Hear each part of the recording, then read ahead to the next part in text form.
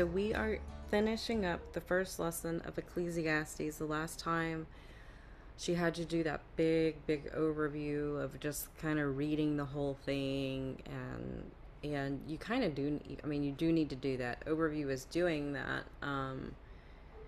And usually overview, you start doing kind of your chapter themes and paragraph themes and things like that. It's just a little harder with what we call poetry, and we discussed last time that this is kind of, it's almost like a genre of its own because it's wisdom literature, it's poetry, it's this and that.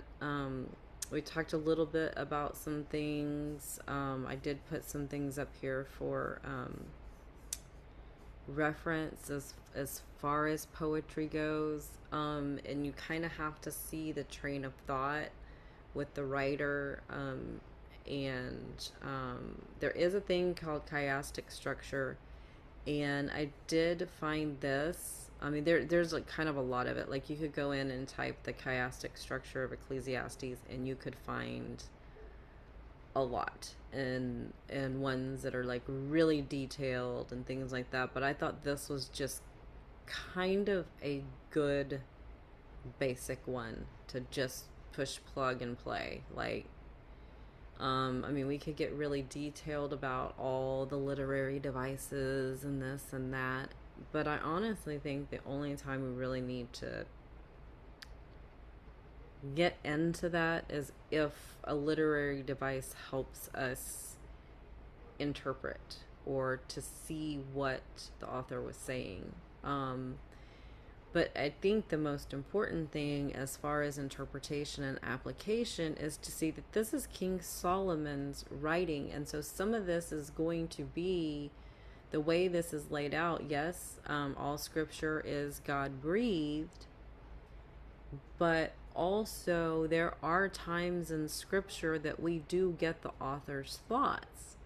Like in Jeremiah, whenever he's just like, I tried to get away from doing, and he's like, but there's just the fire burning inside of me.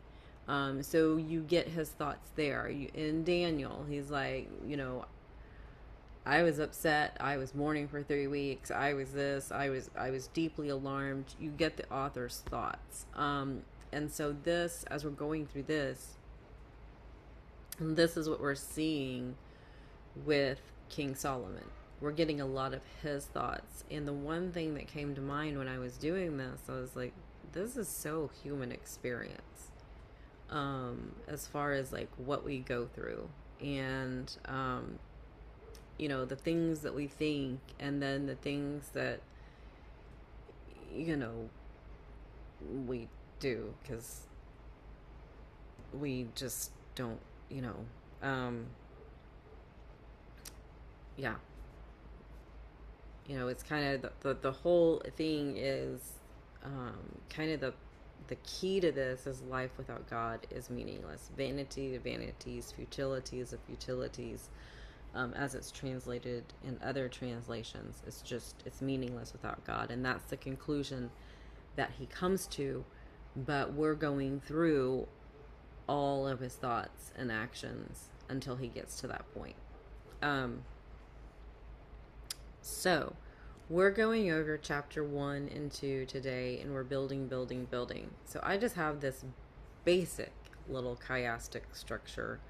And basically it starts out, you see where we have in verse 1 the author mentioned in third person, and then the very last verses of the writing in chapter 12, again the author's mentioned in third person. And then you have the brevity and insignificance of life, and then you have it again between chapters 10 and 12. Like that's revisited. So your chiastic structure, it introduces an idea and then circles back around in the reverse order. So we have the brevity of life and the significance of life, wisdom's failure to discover life's meaning. And then you see that down here, that's going to be revisited in chapter 7 through 19. And then the whole regarding time, and then we're going to see time revisited, and then we have this point of fearing God. And the thing is that somebody's figured this out. I don't think I would count and figure it out, but verse 6, or sorry, chapter 6, verse 12 is the like mathematical center of the book. So it's almost like, and I was reading another thing about the book, that it is so precise in, like from that, chapter 1, verse 1 point to that chapter 6, verse 12 point, and then chapter 6, verse 12 to the end. Like, it's so mathematically precise how it's written, that it's really pretty amazing. And yeah, I mean, Solomon, he was a writer. He wrote Song of Solomon, Ecclesiastes, and Proverbs. And, we read in Kings, whenever we're reading about him, how many Proverbs he wrote. And then I mean, he was just a very wise man in a lot of respects, except for he did go into folly.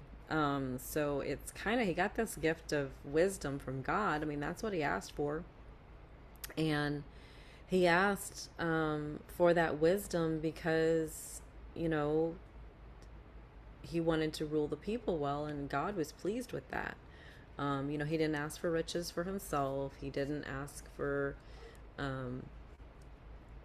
really anything for himself. He wanted wisdom to rule God's people. But then he took that wisdom and he ruled well. He did. But then some other things that are heart wisdom, that was for him to grab onto and make that choice. And he struggled with that. So we're going to see that here. So, chapter 1, the words of the preacher, the son of David, king in Jerusalem. So we identified last week, there was only one son of David that was king in Jerusalem. So the author is Solomon. I don't know how anybody else gets anywhere else in this, but anyway.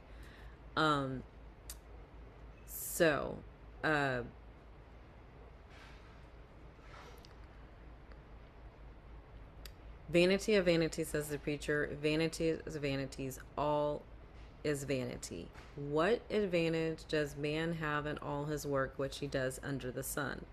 A generation goes and a generation comes, but the earth remains forever. Also the sun rises and the sun sets, and hastening to its place it rises there again.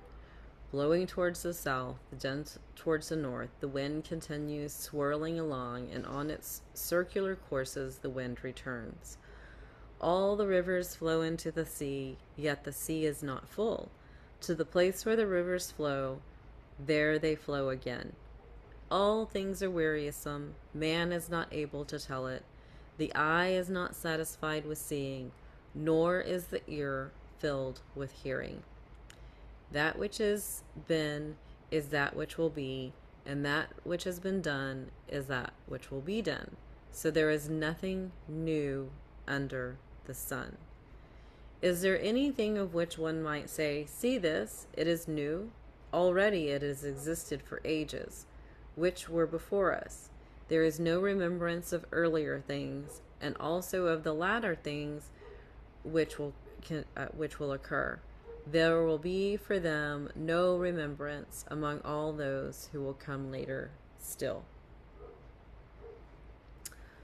So, I messed up. I didn't change this. So this, whenever I figured this out, so this really could be, I would just say authorship right here, and then you could actually use this for this paragraph theme, or you could stay with this.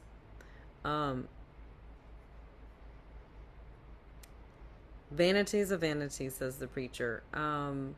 he's just kind of like, it's futility of futility. I actually like that translation better, because it gives the meaning of the word. It's just meaningless. It's just, we talked about that word study. It's just futile. It's just meaningless.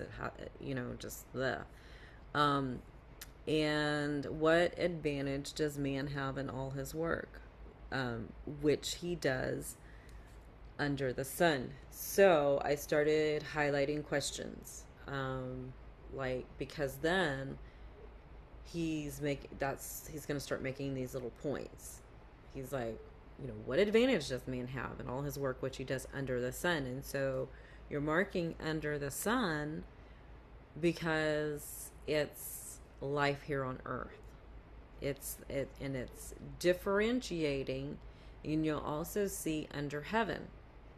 So it's life here on earth, and so you want to think earthly and worldly in the economy of the world. Because right now, what King Solomon, he's not thinking in God's economy. He's just thinking in the world's economy and in man's economy.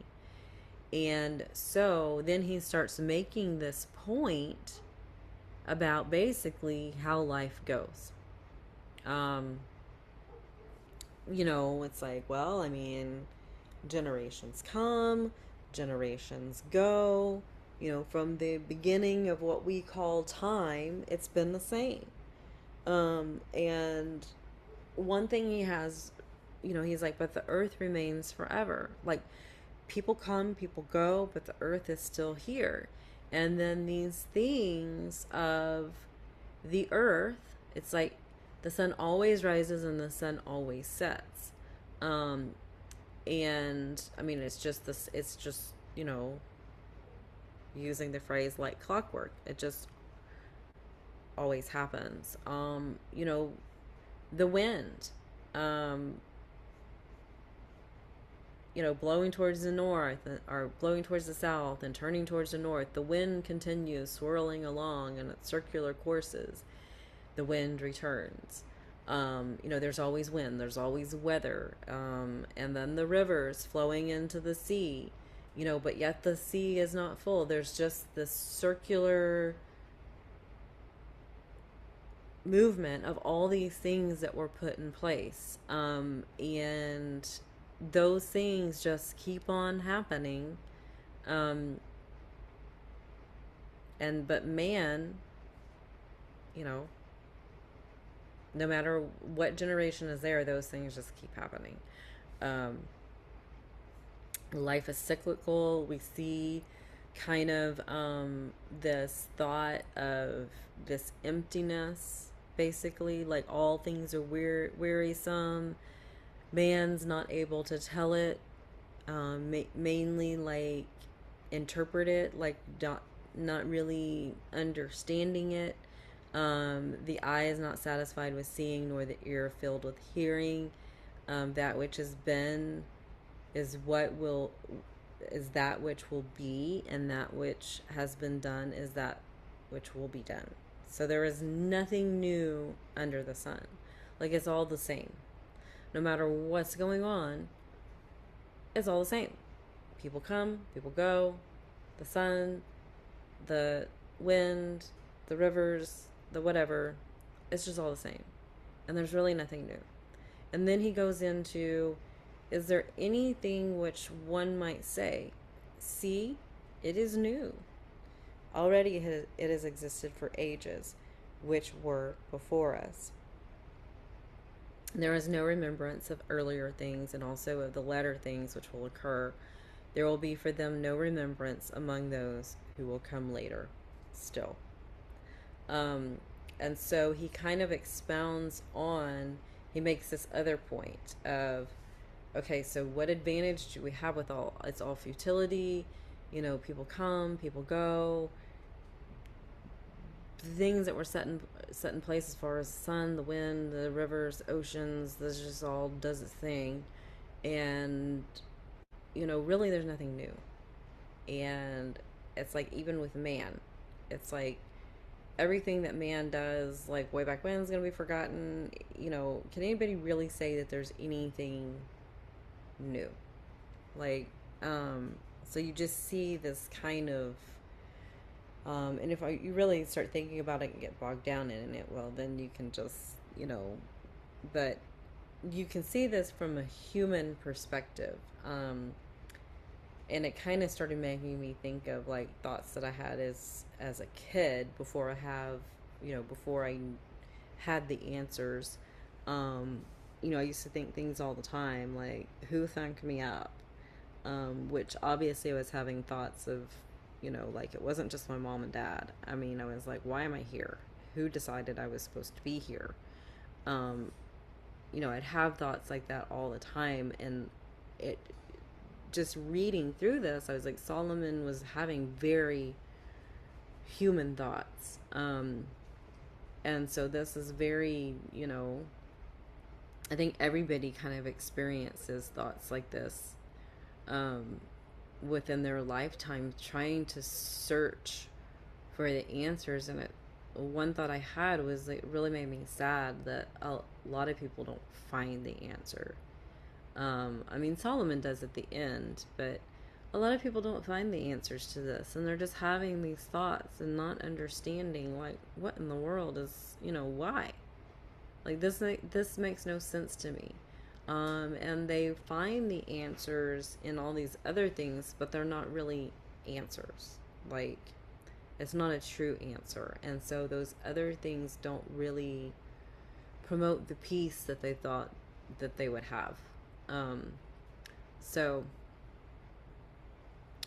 again, you can go all is vanity or there is nothing new under the sun. I kind of think this one fits better, especially since the chapter theme I picked vanity is vanity or vanity of vanities, but you could also choose all is vanity.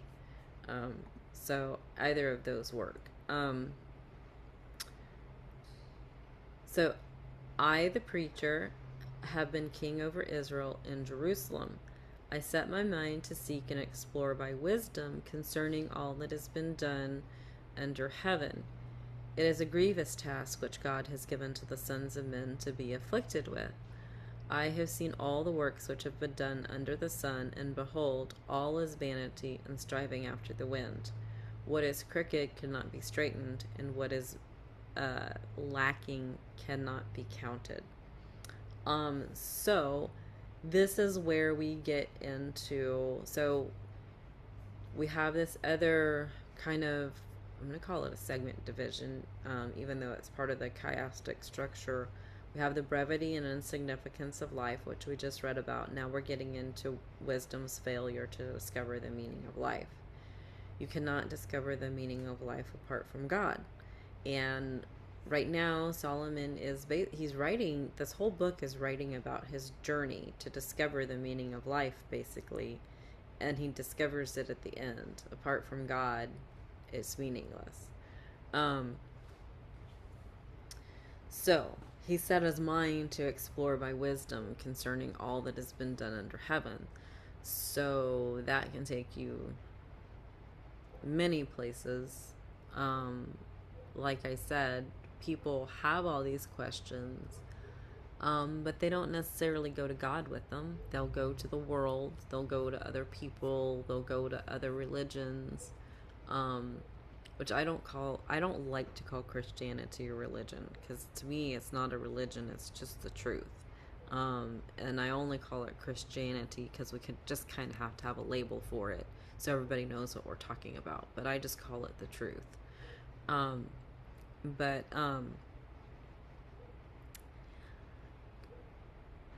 it made me think with this question, it is a grievous task which God has given to the sons of man to be afflicted with. And I started going back to, well,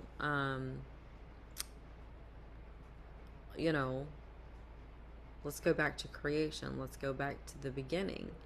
And he made, male and female. What command did he give them? Be fruitful and multiply. They were still in the garden. He put man in there to cultivate the garden, but it wasn't hard work. I mean, yes, he made us he gave us work because it's good for us, but you know, it wasn't a whole messed up thing until we messed it up. Like, they walked with God in the garden every day and talked with God in the garden every day. And then whenever they decided to listen, and I say they because it says he was right there with her, um, whenever they decided to listen to Satan's voice over God's voice, then, you know, thistles, thorns, and missiles, it just, everything went awry. And then it was by the sweat of your brow you will bring forth, you know, and that separation occurred where they didn't walk in the garden with God every day. That there had to be a mediation, there had to be the shedding of blood, for them, for access. And that picture of that seed that would come. So it wasn't that they couldn't pray, and it wasn't that nobody could talk to God, because we obviously see God coming and talking to Cain in chapter 4. But, you know, is it really a task that God has afflicted us with, or is it a task that we've afflicted us with? I think the onus is on us. I think that God's laid everything out for us. I think that we make our choices, and then we sit here and get inside our head instead of the truth. So, but for people who have never heard the truth, they have these questions rolling around in their head, and we need to be able to give them answers. So then I have for the paragraph theme, the works of men under the sun are vanity and striving after the wind. And I think a lot of people would think that, if they don't see, if they don't have a relationship with God, and if they don't understand how God's will is apparent in their life, and if they don't understand what God is doing. I think that a lot of people would think it, because honestly, without God, it is just, there's no point. I mean, and that's what King Solomon is saying. There's just no point. Like, it is. It's all just futile. You know, you live, you do this, you die, and, you know, wow. I mean, that's just it. It's kind of like that saying that, you know, there's two things in life: death and taxes. It's like, you know, it just makes life seem so futile. So apart from God, and I just made the comment here, what is crooked cannot be straightened, and what is lacking cannot be counted. But, you know, with God, all things can. So, and then he said, I said to myself, behold, I have magnified and increased wisdom more than all who were over Jerusalem before me, even more than Dad. And my mind has observed a wealth of wisdom and knowledge. And I set my mind to know wisdom and to know madness and folly. And I realize that this is also striving after the wind. Because in much wisdom there is much grief, and increasing knowledge results in increasing pain. So I just wrote over here, I was like, ignorance is bliss. And it's true. Like, the more you know, the more you don't know, and the more you don't want to know. So it does. I mean, it's a very true statement. As far as, you know, knowledge of things, and kind of even understanding things, and even understanding in biblical terms. I mean, it can be painful. I'm not going to say disheartening in biblical terms, but I mean, it can be painful, because you do feel sorry for people, and you wish things could be different. But this, even, he's still in this, talking about this worldly perspective he had. where it's like he was seeking all this knowledge and seeking all this knowledge, and the more knowledge, the more wisdom, the more this that he found, it was just more grief and pain. And I would even say that seeking that worldly wisdom and knowledge apart from God, um, really brings that. Um, because it's like you see all these people seeking all of this wisdom and knowledge and the knowing and the gnosis and the Gnosticism, and is it really bringing them peace, and is it really bringing them comfort? Because what I see is a lot of anger and lashing out at people instead of loving people. So I magnified and increased in wisdom, and then chapter theme, vanity of vanities, or you could move this up, all is vanity, either one. um so um so we're still in these. I'm not going to call this a segment division because it's just part of the chiastic structure. These parts of the chiastic structure you could probably call segment divisions. So for chapter 2, again, we're still in those, these two. So then, verse 1, I said to myself, come now, I will test you with pleasure. So enjoy yourself, and behold, it too was futility. I said of laughter, it is madness, and of pleasure, what does it accomplish? I explored with my mind how to stimulate my body with wine, while my mind was guiding me wisely, and how to take hold of folly until I could see what good there is for the sons of men to do under heaven the few years of their lives. I enlarged my works, I built houses for myself, I planted vineyards for myself, I made gardens and parks for myself, I planted in them all kinds of fruit trees, I made ponds of water for myself from which to irrigate a forest of growing trees. I bought male and female slaves, and I had homeborn slaves. Also I possessed flocks and herds, and larger than all who preceded me in Jerusalem. Also I collected for myself silver and gold, and the treasure of kings and provinces. I provided for myself male and female singers, and the pleasures of men, many concubines. So this is where we get into the eyes. I marked this, that I started seeing like the I was like, oh my gosh. So that became a theme of I did this and I did that and da da da. And he tested himself with pleasure, and what he found at the end, and it was, he starts listing.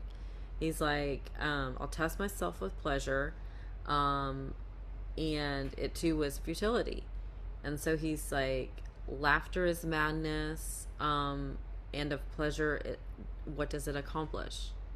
It's like, it didn't really accomplish anything. It just he was just trying to fill this void. And it's like this cyclical, and we see it so many times. Like, had a bad day, I just need to watch a TV show and laugh. I just need to do this, I just need to do that. And it's like, no, you probably just need to go pray. And I can tell you time and time again, that has been what works, is just to go and sit, go get in the word, go pray, go, get with him and seek the answers, and they will come, and you'll have peace. All this other stuff that it's like, yeah, you laugh for a moment, yeah, it's funny or whatever, you laugh, it makes you feel good, you do this, and but it's not lasting. It's not that solid peace that he was looking for. So filling a void that only God can fill. And then also, Adam and Eve, it's like they wanted to increase in knowledge and wisdom by eating from the tree of the knowledge of good and evil. And they were enticed to be like God. And what did that bring? It's like, well, um, not good. And then also getting into true wisdom, the fear of the Lord is the beginning of wisdom, and that's I want to say it's one of the proverbs. I used it in Daniel whenever I actually wrote a Daniel study. It's like the fear of the Lord is the beginning of wisdom. That's where wisdom starts. True wisdom starts. But here we have the I. I did this, I did that, da, da, da, da, da. And so you see all the different parts of it. It's like, well, we have wine, um, and taking hold of folly, and then it's like, well, he also, has all these works, and highlight my works, man's works. That's a key repeated thing throughout this writing.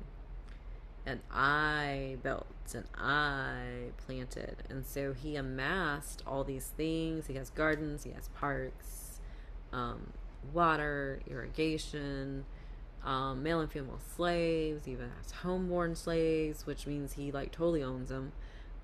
They're actually part of the family at that point, and flocks and herds. So also going back to whenever we talked about this with Saul, um, kings were instructed not to amass for themselves all these things that Solomon amassed for himself. And I was listening to JD's sermon on this, and he was like, yeah, it was like God told him not to do that because of all the problems it brought. And it's not that, we're not supposed to be rich or anything like that. I mean, God allots things to different people for different reasons, but it's God who allots it. And we're to the resources that we have are not for us. They're for something for other people, whether it's that we employ people and then therefore they can feed their families or whatever, or if it's for us to give to somebody along the way or whatever. There's a reason why God gives us things. We bought a ranch, and all the animals were starving on that ranch. And I said, well, God knew that you needed to buy that ranch. He sent you to feed those animals. And so that's why we know like that all happened. And so it's God gives us things for a reason, and we just need to be in tune. But whenever we get into amassing things for ourselves to fill a void, that's a problem. So let's see. Then I became great and increased more than all who preceded me in Jerusalem. My wisdom also stood by me. All that my eyes desired, I did not refuse them. I did not withhold my heart from any pleasure, for my heart was pleased because of all of my labor, and this was my reward for all my labor. And thus I considered all my activities which my hands had done, and the labor which I had exerted, and behold, it was vanity and striving after the wind, and there was no profit under the sun. So again, and he, anything his eyes desired, he didn't refuse. He just kept going. He was testing everything. I will test myself with pleasure. I didn't deny myself anything. He did this, he did that. And he said, for my heart was pleased because of all my labor, and this was my reward for all my labor. And then there's a turn here. Thus I considered all my activities which my hands had done, and the labor which I had exerted, and behold, it was all vanity and striving after the wind, and there was no profit under the sun. So we see key repeated word, vanity, striving after the wind, and there was no profit under the sun. It didn't make him happy. He kind of said that before, like it was kind of and then it was like there's no prophet under the sun, and then we're gonna find out why. Why there's no, like, it doesn't make any sense. Um, so striving after the wind. Nowadays we have a saying, nailing jello to a tree. You know, it's just, you can't catch the wind. So all my activities were vanity and striving after the wind. All my activities were futile and striving after the wind. Striving after the wind is a futile activity. So you could just leave that out. It just kind of, it's a poetic way of defining that. But the wise man and the fool die alike. So he's going to go into the points of why all of that stuff he did was just vanity, futility. It was just striving after the wind. He says, so I turned to consider wisdom, madness, and folly. For what will the man do who will come after the king, except what has already been done? And I saw that wisdom excels folly as light excels the darkness. The wise man's eyes are in his head, but the fool walks in darkness. And yet I know that one fate befalls them both. So he's looking at, you know, the wise man and the fool, and that, you know, wisdom excels folly as light excels darkness. So the dark, like, yeah. If you have light, there is no darkness. And so wisdom excels folly. But also we see here that he's like, yeah, I mean, the wise man, it's like he, you know, his eyes are in his head. I mean, that's kind of a poetic way of saying, like, he's walking in the light, so to speak, but the fool walks in darkness. Yet I know the fate that falls them both. And then I said to myself, as the fate of the fool, it will also befall me. Why then have I been extremely wise? So I said to myself, this too is vanity. So these are all these human thoughts rolling around his head, for there is no lasting remembrance of the wise man as with the fool, inasmuch as in the coming days all will be forgotten, how the wise man and the fool alike die. So I hated life, for the work which had been done under the sun was grievous to me, because everything is futility and striving after the wind. And so, I mean, it's not like this is, it's not like, you know, I mean, there's some truth to this. I mean, how many kings or people or whatever have done all this? And some of them we read about in history books, but there's plenty that, yeah, no, never heard of them. You know, I mean, it's just kind of, yeah, it's really, when you think of it in a worldly perspective, it is very crazy making. And there are some worldly truths in this, as far as, yeah, everybody dies. Everybody comes to the same fate. The question that it's addressed at the end, but it's like, well, let's talk about what happens after.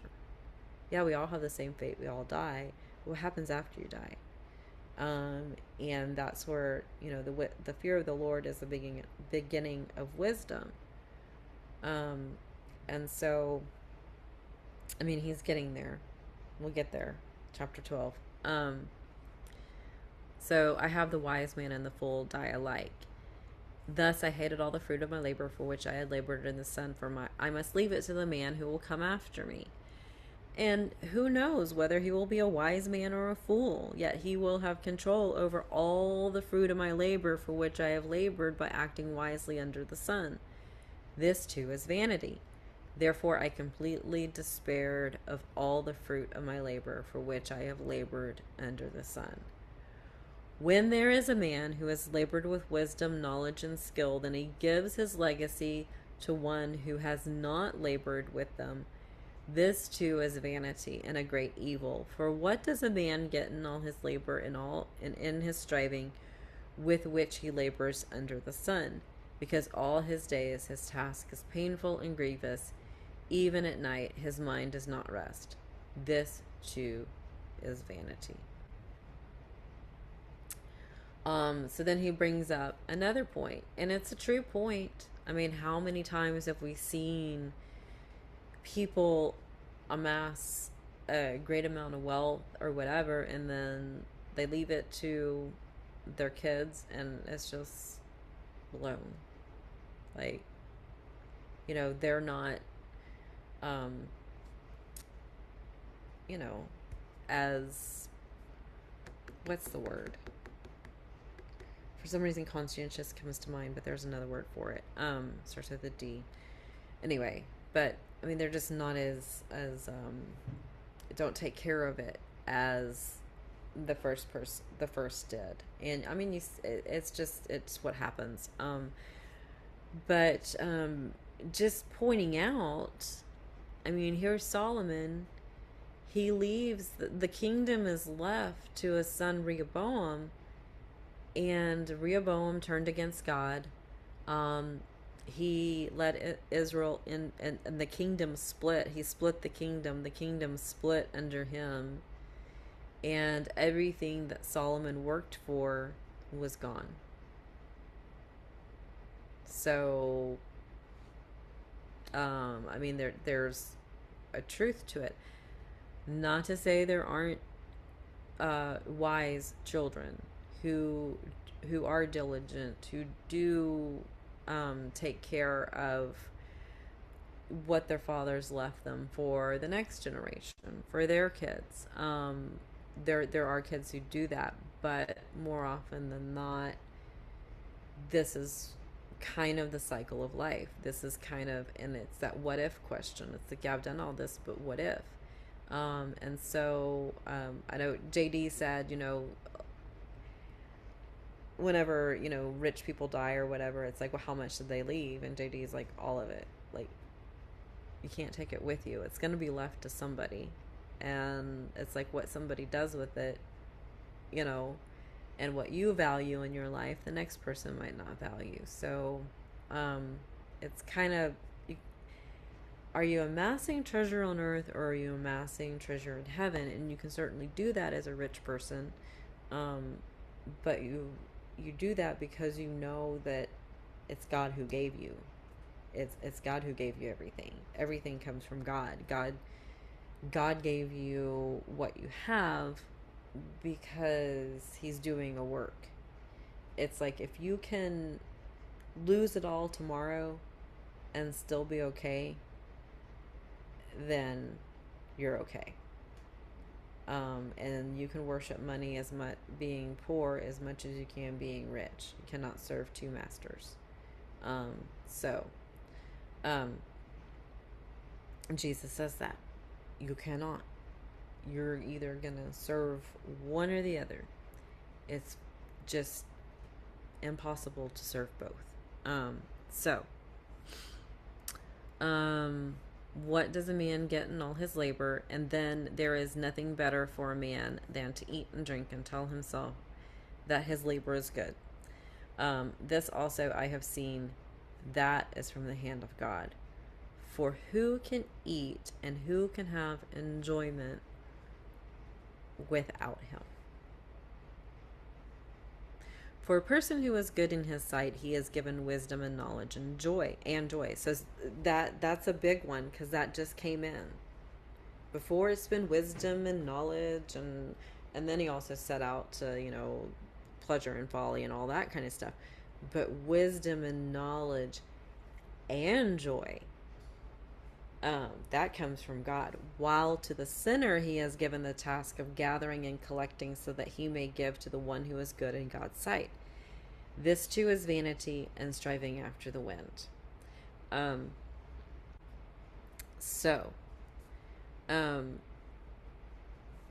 Yes,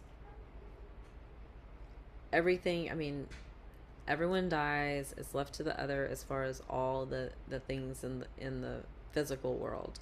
Um, but he's just made a really good point. Who can eat and who can have enjoyment without him? And we see this. I made that my paragraph theme. I have a note over here. You can't fill a spiritual void with the worldly and the carnal. And it's not that working hard is the problem. It's not. It's like your whatever the path that you're on, as far as like what you're working on, or whatever, the actual work is not a problem. We should work. We should keep busy. Paul says, like, do something with your hands, for various reasons. But it's the you're not going to have enjoyment, and you're not going to have joy, and you're not going to have peace in anything you do if it's without God. Like, it's all pointless. It's all striving after the wind if it's without him. And so we start getting this little ping of that big truth that's going to come at the end. So still in these two, I'm going to call them kind of segment divisions of that chiastic structure that we looked at over here. So that's pretty much it for 1 and 2. Next week will be a little longer because we'll be doing 3 chapters. Let